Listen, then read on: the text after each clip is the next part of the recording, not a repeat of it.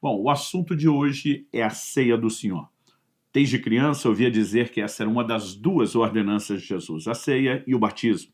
E acredito que nós precisamos entender não apenas orientações práticas de procedimento. Aliás, quero inclusive já começar observando que você pode congregar em uma igreja que tem detalhes do aspecto prático diferente. O mais importante não é aqui tentar mudar a maneira como igrejas muitas vezes acabam tendo, né, formas diferentes de praticar os mesmos princípios, mas o que eu quero é tentar trazer luz. Por que fazemos? O que nos foi orientado e a razão por trás disso. Então vamos lá. A ceia é uma instituição do Senhor Jesus. O apóstolo Paulo, escrevendo aos Coríntios, ele faz a seguinte declaração em 1 Coríntios, do capítulo 11, né, a partir do verso 23 até o 26, nós lemos: porque eu recebi do Senhor o que também lhes entreguei, que o Senhor Jesus, na noite em que foi traído, pegou um pão e, tendo dado graça, o partiu e disse: isto é o meu corpo que é dado por vocês, façam isso em memória de mim. Né? Façam isso. Nas traduções mais antigas, fazei, o imperativo, obviamente nos mostra que isso é uma ordenança. Façam isso em memória de mim. Do mesmo modo, depois da ceia, pegou também o cálice, dizendo: esse cálice é a nova aliança no meu sangue. Façam isso todas as vezes que o beberem em memória de mim. Porque todas as vezes que comerem esse pão e beberem o cálice, vocês anunciam a morte do Senhor até que ele venha. Obviamente, não li o texto todo, há mais detalhes que Paulo aborda, mas para começar, acredito que isso seja suficiente. Então, eu quero começar, em primeiro lugar, com a definição do que é a ceia. Né? Esse é o nosso primeiro ponto, definir o que é a ceia. Então, em primeiro lugar, é uma ordenança de Jesus, uma ordem que Nosso Senhor nos deu, né? Quando ele diz: fazei isso, façam isso, como vimos mais de uma vez, todas as vezes em que fizerem isso. Então, ele estabeleceu um comando e, obviamente, esperava que nós obedecêssemos. E isso fez com que a ceia passasse a ser rotulada não apenas como uma ordenança de Jesus, mas, obviamente, ela se tornou parte da prática cristã, né, da maneira como os santos reconhecem tanto a morte de Jesus, um evento passado, como também anunciam a sua vinda. Segunda coisa que podemos destacar é que essa ceia é um ato memorial. Além de uma ordenança de Cristo, um ato memorial. Jesus deixa claro o caráter simbólico ao dizer: façam isso em memória de mim. Jesus está dizendo: a razão pela qual eu estou instituindo, né, a ceia, a razão pela qual eu estou ordenando isso a vocês, é porque eu quero que vocês se lembrem daquilo que eu fiz por vocês. E esse ato memorial, eu gosto de dizer que é uma recordação, tanto do aspecto passado, que ele fez por nós na cruz, a remissão dos pecados, né, como também nos faz olhar para o futuro, porque a Bíblia diz que quando celebramos a ceia do Senhor, nós estamos anunciando a morte do Senhor até que ele venha.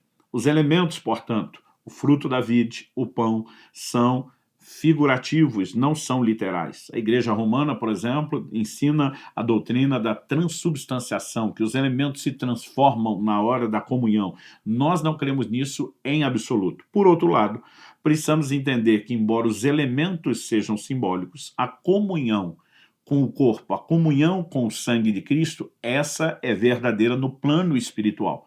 Porque dois extremos. Um é a doutrina da transubstanciação, dizer que os elementos se transformam. O outro é dizer que é tudo tão figurativo como se não houvesse nada de espiritual acontecendo. Não, a comunhão com o corpo e o sangue, ela acontece no plano espiritual. Os benefícios de acesso a eles, sem que necessariamente os elementos simbólicos precisem se transformar. É por isso, né, que a experiência é um ato de recordação e não de uma renovação contínua da carne e do sangue de Nosso Senhor. Terceiro lugar, muitas vezes na cultura ocidental nós não enxergamos isso, nós podemos destacar que é um ritual de aliança. Né? Os orientais, os povos antigos, davam muito valor às alianças, eles as respeitavam, e quando Jesus institui, né, exatamente o pão e o vinho como os elementos da ceia, eu, né, consigo entender que ele sabia exatamente o que é que ele estava fazendo. Né? Por quê? Para eles, os judeus, assim como os demais povos antigos, pão e o vinho faziam parte de um ritual de aliança de sangue, o mais alto nível de aliança, né, que alguém poderia firmar um com o outro. Um exemplo disso é quando no Velho Testamento nós vemos Abraão indo ao encontro de Melquisedeque, ou vice-versa, e quando os dois se encontram e Abraão lhe entrega os dízimos de tudo, os melhores, né, a melhor parte do despojo, a Bíblia diz que Melquisedeque vem ao seu encontro trazendo pão e vinho.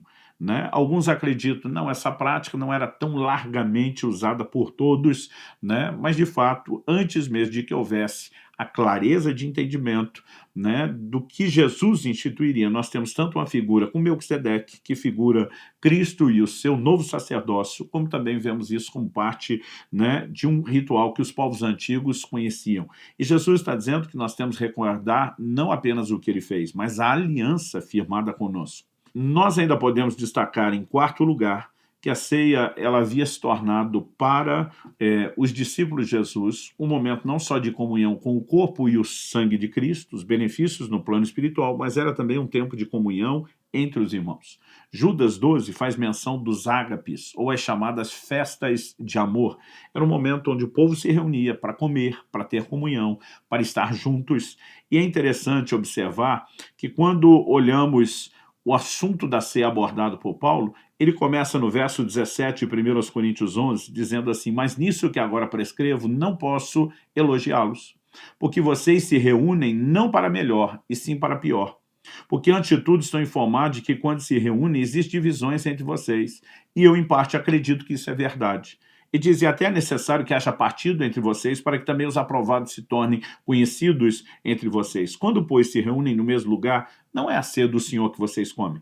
Porque quando comem, cada um toma antecipadamente a sua própria ceia, enquanto um fica com fome, outro fica embriagado. Paulo estava falando de exageros, né? Se ele estava falando de um ficar com fome, não era apenas essa participação de algo tão pequenininho e simbólico que temos hoje, tanto no pão como no cálice, né? Se ele está falando de gente que se embriagava, obviamente também ele está falando de gente que bebeu muito vinho. Então, eu e você precisamos entender que o contexto era uma ceia, era a refeição mesmo. Quando Jesus instituiu a ceia, ele estava celebrando a ceia de Páscoa. E eles não pegavam só uma lasquinha de pão e um copozinho, um cálicezinho minúsculo. É no meio de uma refeição que a ceia é instituída e ela passou a ser praticada. Temos indícios históricos dentro dessas festas de comunhão. Era também um tempo, né, de relacionamento entre os irmãos. Mas no verso 22 ele diz, será que vocês não têm casas onde podem comer e beber, ou menosprezam a igreja de Deus, envergonham os que nada têm? Que posso dizer a vocês, devo elogiá-los? Nisso certamente não posso elogiá-los. Então ele mostra que a maneira como estavam fazendo estava errada, principalmente no que dizia respeito a essa perspectiva da comunhão, de partilharem toda a comida, de dividirem, de fazerem isso junto. E podemos destacar em quinto lugar, que a ceia é um ato de consequência espirituais. Na Epístola aos Coríntios fica claro, né, que a ceia tem dois tipos de consequências espirituais, bênção ou maldição. Em 1 Coríntios, no capítulo 10, no verso 16, Paulo fala do cálice da bênção que abençoamos. Ele não diz só que o cálice é abençoado, ele diz que é o cálice da bênção, né? Ele não recebeu uma bênção, o cálice, ele carrega, ele manifesta, ele libera uma bênção. Mas, por outro lado, em 1 Coríntios, no capítulo 11, a partir do verso 27, quando o apóstolo Paulo começa a falar sobre a maneira correta de participar da ceia, ele diz assim, por isso aquele que comer o pão ou beber o cálice do Senhor indignamente, será réu do corpo e do sangue do Senhor. Que cada um examine a si mesmo, e assim coma do pão e beba do cálice. Pois quem come e bebe sem discernir o corpo, come e bebe juízo para si. É por isso que há entre vocês muitos fracos e doentes, e não poucos que dormem. Ele diz, porque se julgássemos a nós mesmos, e esse é o propósito do autoexame, não seríamos julgados. Julgados por quem? Por Deus. Mas quando julgados, somos disciplinados pelo Senhor, para não sermos condenados com o mundo. Assim, meus irmãos, quando vocês se reúnem para comer, esperem uns pelos outros. Se alguém tem fome, fome aqui no sentido de não poder esperar todo mundo chegar, que come em casa, a fim de que vocês não se reúnam para juízo. Quanto às demais coisas, eu as ordenarei quando for aí. Eu li até o verso 34. O que é que nós podemos entender e presumir dessa orientação? Que quem come e bebe sem discernir o corpo, o sangue do Senhor, come juízo para si. Depois ele fala de pessoas, né, que estavam morrendo de forma prematura.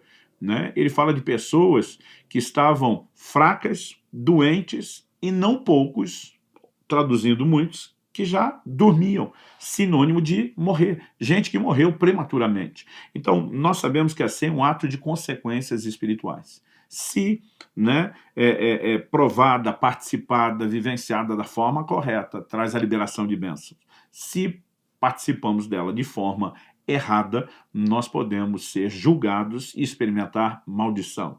Então, como disse antes, embora não vamos para o extremo da transubstanciação, não podemos ir para outro e dizer que tudo é tão só meramente simbólico que não haja consequências espirituais, porque a Bíblia deixa claro que essas consequências, para aqueles que dela participam, de fato, né, elas serão experimentadas, ou a bênção ou a maldição.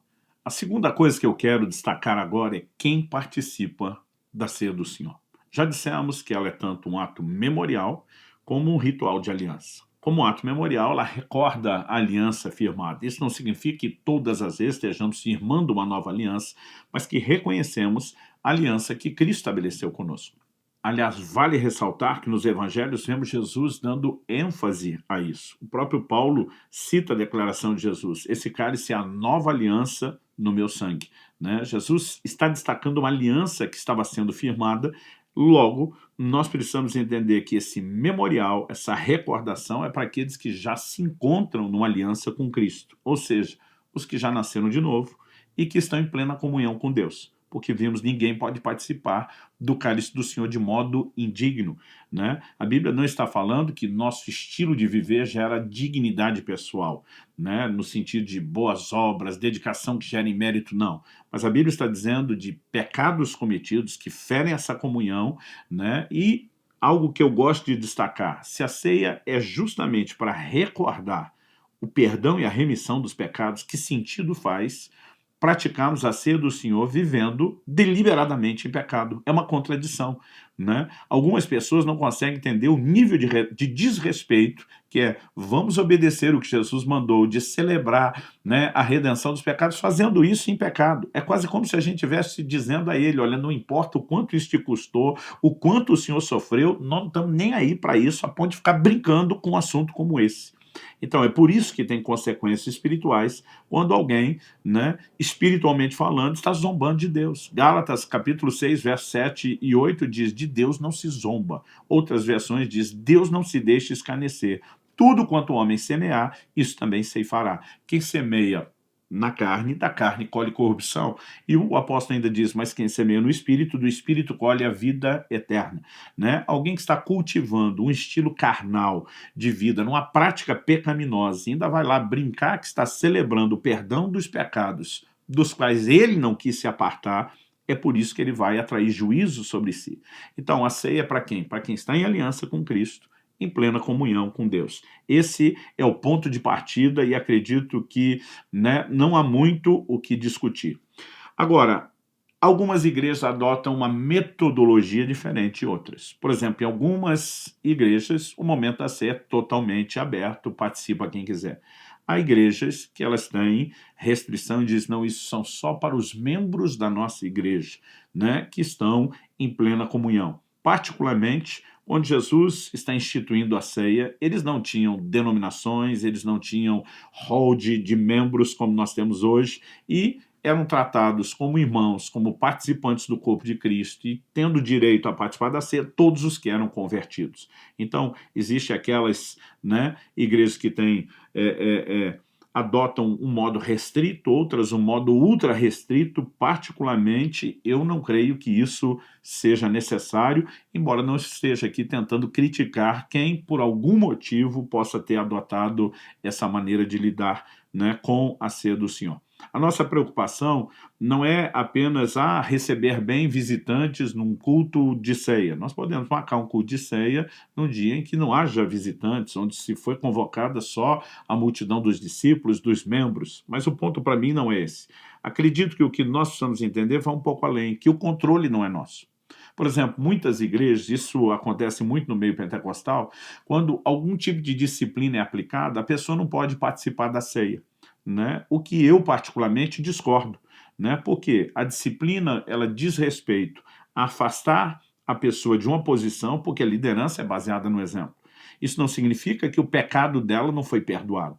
Isso não significa que se ela tenha errado e se arrependido, que ela não possa já estar restaurada em comunhão com Deus. Significa apenas que até que ela volte a um lugar, né, por exemplo, de liderança, ela precisa de tempo para reconquistar o exemplo que foi perdido e comprometido. Então, normalmente, para nós, disciplina é algo que nós afastamos as pessoas de funções de trabalho, não de participar dos cultos ou de ter comunhão com Deus, né? Além de que, biblicamente falando, eu não creio que estejamos no direito de determinar quem participa, quem não participa. A Bíblia diz, examine-se o homem a si mesmo. É a pessoa que se examina, não é outro que examina ela, né? E um exemplo bíblico para mim é o registro de Lucas 22, né? Você pode ler tanto o verso 3 como depois o verso 21, e você vai descobrir, né, que nem Judas, que estava não só em pecado, mas endemoniado e no pior nível possível, porque a Bíblia fala que o próprio Satanás entrou em Judas. Lucas 22, 3 diz, ora, Satanás entrou em Judas, chamado Iscariotes, que era um dos 12.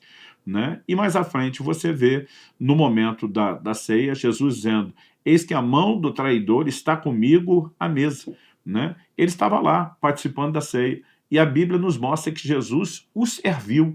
Ou seja, se o próprio Jesus não proibiu Judas, um traidor em pecado, que ele sabia que estava naquela condição, endemoniado de participar, de onde nós tiramos a ideia que a gente fica dizendo quem pode e quem não pode? As pessoas deveriam se examinar, porque se elas participarem sem poder, elas é que vão responder a Deus, Deus é que vai tratar com elas. Particularmente, não vejo base bíblica para que a gente lide com esse assunto de uma forma diferente, embora, repita, não estou aqui, né, tentando criticar modelos de funcionamentos, porque muitas vezes, na própria igreja que faz isso de uma forma diferente, possa haver alguma explicação do porquê se faz isso. Uma outra questão que acaba gerando muita discussão quando falamos a respeito de quem participa da ceia diz respeito às crianças. Em muitas igrejas só podem participar da ceia aqueles que foram batizados nas águas. Eu acredito que o batismo é um selo sobre a fé, mas o batismo não determina a salvação e a comunhão da pessoa com Cristo. Senão, como Jesus poderia ter dito para aquele ladrão da cruz, hoje estarás comigo no paraíso. O camarada não passou pelo batismo, mas teve fé. Não teve a oportunidade de colocar o selo sobre a sua fé. Então, particularmente, eu não creio, né, para uma pessoa que já se converteu, entregou a vida a Cristo, que o batismo seja o requisito necessário para que se participe da ceia. A Bíblia não oferece nada claro a respeito disso. O que fica nas entrelinhas sugere justamente o contrário.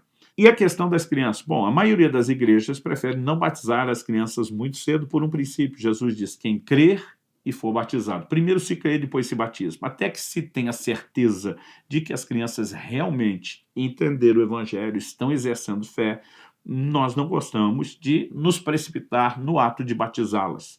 Né? E muitas igrejas estabelecem até determinadas idades. Tem lugares, bom, a partir dos 7, dos 8, dos 10, dos 12 anos de idade, né? Eu acho muito difícil determinar a idade, porque a pessoa pode ter passado aquela idade mínima e não ter uma experiência genuína, e ela pode estar antes da idade mínima e ter tido uma experiência genuína. Particularmente, eu acredito numa avaliação, né, não só dos pais, mas dos pastores, quando vão tomar a decisão sobre quando o batismo. Mas até que essas crianças sejam batizadas, o próprio Jesus não disse que delas é o reino dos céus?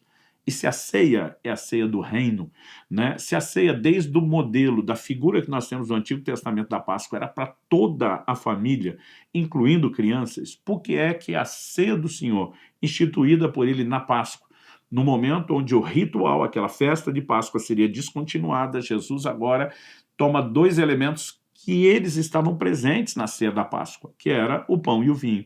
E diz, esses continuam. Por que é que agora, no novo formato, as crianças não poderiam participar?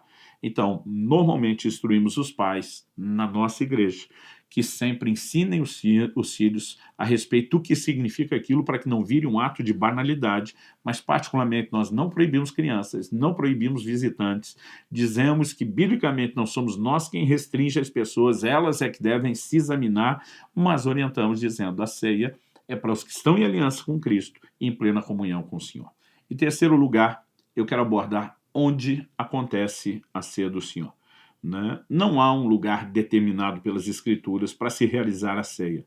Né? Onde quer que estejam reunidos os cristãos, ela pode ser feita, ela pode ser realizada, né? Nós lemos em Atos capítulo 2, verso 46, que o pão era partido de casa em casa.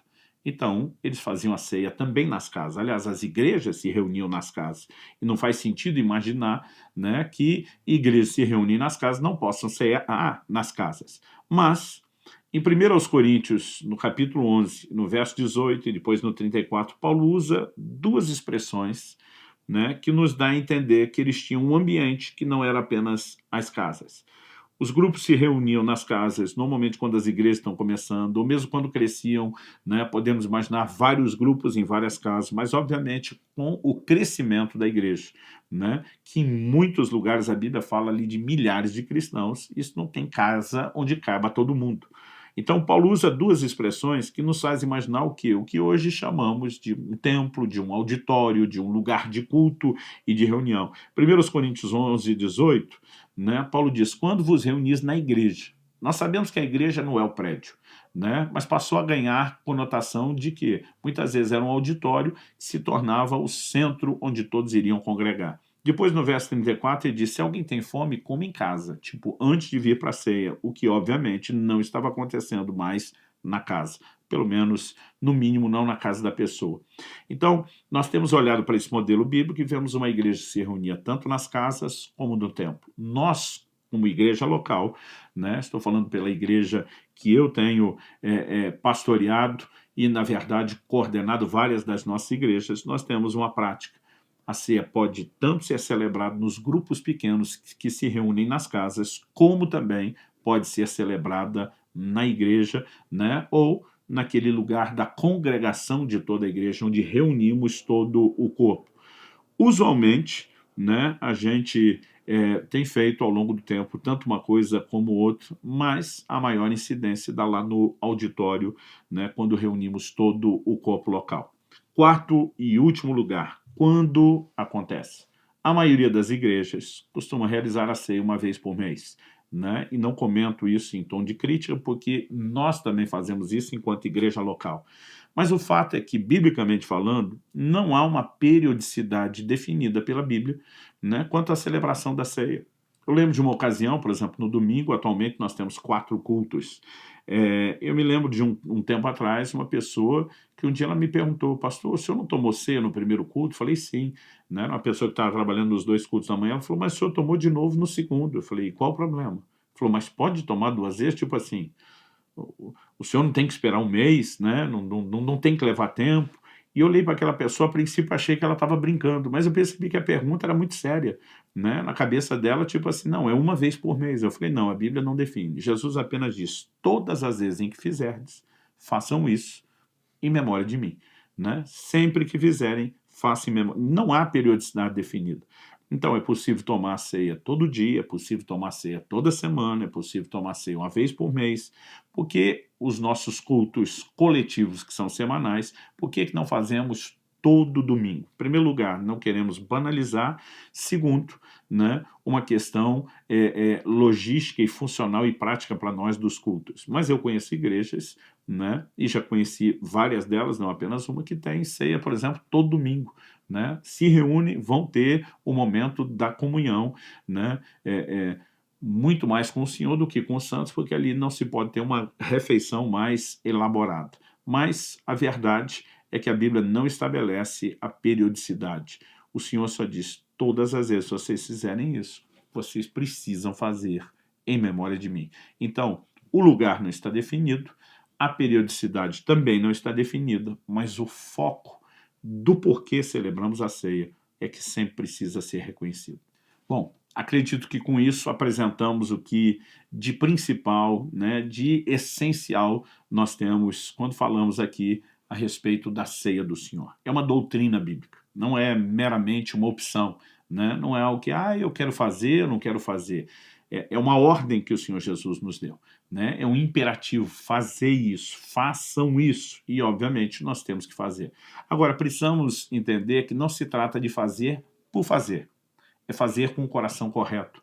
Aliás, eu tenho dito muitas vezes que não adianta fazer a coisa certa do jeito errado, né? Então, por exemplo, cear é a coisa certa, porque o Senhor mandou, porque podemos ser abençoados, já falamos do cálice da bênção, mas Paulo diz, examine-se o homem a si mesmo. Ele diz, quem participar de modo indigno será réu de juízo. Então, se eu fizer a coisa certa, que é cear, mas fizer do jeito errado, eu posso, obviamente, não só deixar de colher a bênção, como ainda ser julgado. Mas o resultado, né, determinado pela minha atitude, é inevitável. O que eu percebo é que muitos crentes, quando eles não estão bem, eles acabam decidindo não cear. Já vi isso acontecer muitas vezes ao longo de 3 décadas de ministério, né, pastoral. Então, às vezes olhar para alguém e dizer, por que você não tomou a ceia? Não estou bem, a Bíblia diz que quando não está bem não é para tomar. Eu falei, não, essa não é a orientação bíblica. A Bíblia diz, examine-se o homem a si mesmo, e assim coma, e assim beba. O propósito do exame é, se tem algo errado, conserte. O propósito do exame não é dizer assim, estou reprovado hoje, não estou bem, não posso comer, não posso beber. O propósito do autoexame é o conserto. Porque não há razão para que a gente não conserte. Eu estou em pecado. Ok, se arrependa do seu pecado. Fuja dele o mais rápido possível. E as pessoas acham que o respeito à ceia vale mais do que o respeito a Cristo. Ué, eu respeito a ceia e não tomo só para não ser amaldiçoado, mas continuo no pecado desrespeitando Cristo que se entregou por mim para me libertar justamente dos pecados, não faz o menor sentido. Né? Então eu vejo pessoas pulando a ceia e elas não estão respeitando o Senhor, elas só estão com medo, né, do juízo, da maldição. Mas deixa eu dizer uma coisa, o juízo não vem porque você tomou a ceia, o juízo vem por causa do pecado. Um pecado não consertado, né, justamente com alguém que está brincando com Deus, ele vai trazer consequências. E não é tomar ou não tomar a ceia, é não se consertar com Deus que trará problemas. Então, quero, né, concluir, encerrar aqui, dizendo que o autoexame é ato contínuo, não é só no dia da ceia. A ceia é um momento onde isso pode ser feito de uma forma ainda mais profunda, mais sensível, mais séria, mas o autoexame é o que nós precisamos praticar de forma contínua para quê? Para que haja sempre conserto. Né? Ninguém alcançou o estágio da impecabilidade, mas a Bíblia diz, mas se confessarmos os nossos pecados, ele é fiel e justo para nos perdoar, nos purificar de toda injustiça. Quando um crente tropeça, quando ele erra o alvo, e esse é o sentido da palavra pecado no hebraico do Antigo Testamento e no grego do Novo, ele só precisa retomar a caminhada, voltar, se alinhar e caminhar em direção ao alvo. Então, eu encerro aqui encorajando você a que tenha sempre uma postura correta, mesmo quando não for dia de ceia. Tropeçou? Se arrependa o mais rápido possível. Conserte-se com Deus o mais rápido possível. Conserte com as pessoas que você possa ter falhado o mais rápido possível. Né? O próprio Jesus falou, você não vai oferecer uma oferta a Deus sabendo que o seu irmão não está bem com você. Vai reconciliar com ele primeiro. Então, eu tenho visto muitas vezes marido e mulher que precisam de uma conversa, de um momento de oração juntos antes da ceia. Isso não significa que é o único dia que eles devam se acertar. Né? Se aquele dia calhou de ter acontecido algo da iminência da ceia, o acerto será ali instantaneamente feito antes da ceia, entre eles e com Deus. Mas nós precisamos ter um coração de correção, né, que seja sempre imediato. Né? Errei, não há razão para que eu demore para consertar, nem para me afastar do pecado. E à medida que vamos celebrando a ceia do Senhor, recordando não só o que Ele fez para nos perdoar, mas o nível de compromisso que Ele assumiu conosco, a ceia deve ser para nós também o momento de gerar uma consciência em nós de que o nosso compromisso com Ele precisa ser cada vez maior.